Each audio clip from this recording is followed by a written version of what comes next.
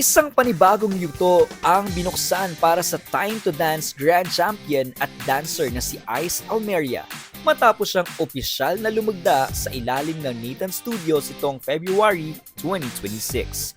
Ang naturang production company ay pinangungunahan ng veteranang aktres na si Sylvie Sanchez at kamakailan lamang ay inilunsad ang kanilang talent management division. Sa paglipat ni Ice sa Nathan Studios, inaasahang mas lalawak ang kanyang oportunidad hindi lamang sa sayaw, kundi maging sa telebisyon at pelikula. Kilala si Ice sa kanyang husay sa entablado at enerhiyang hatid sa bawat performance. Dahilan upang mapansin siya bilang isa sa mga umuusbong na talento sa industriya.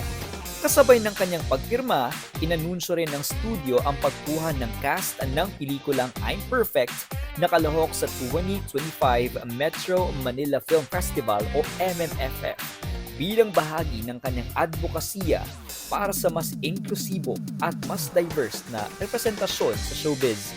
Para kay Ice, ang bagong hakbang na ito ay hindi lamang tagumpay kundi isang mas malaking responsibilidad na patuloy na paghusayin ang kanyang talento at palawakin ang kanyang impluensya bilang performer.